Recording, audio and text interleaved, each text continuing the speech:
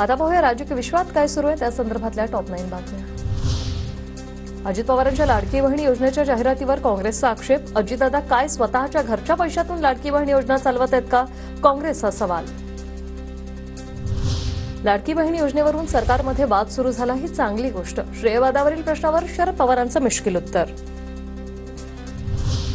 विरोधकांच्या पोटात किती दुखलं तरी लाडकी बहीण योजना बंद होणार नाही। मुख्यमंत्री एकनाथ शिंदेंचा महाविकास आघाडीला टोला, तर पटोलेंचा निवडणूक प्रमुख लाडकी बहीण योजना बंद करण्यासाठी हायकोर्टात गेला, फडणवीसांचा आरोप।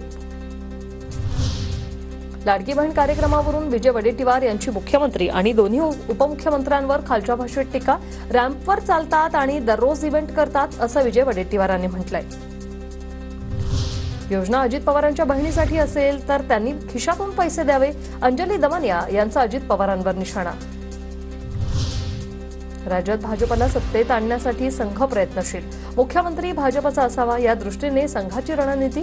288 मतदारसंघात संघ भाजपात, समन्वयासाठी संघ प्रतिनिधींची नियुक्ती।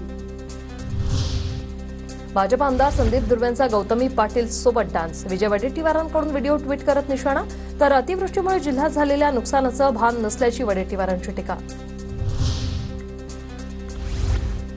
वडेट्टीवारांमध्ये गौतमीसोबत नाचण्याचा दम नाही आणि त्यांची पर्सनॅलिटी नाही। आमदार संदीप दुर्वेंचा वडेट्टीवारांवर पलटवार।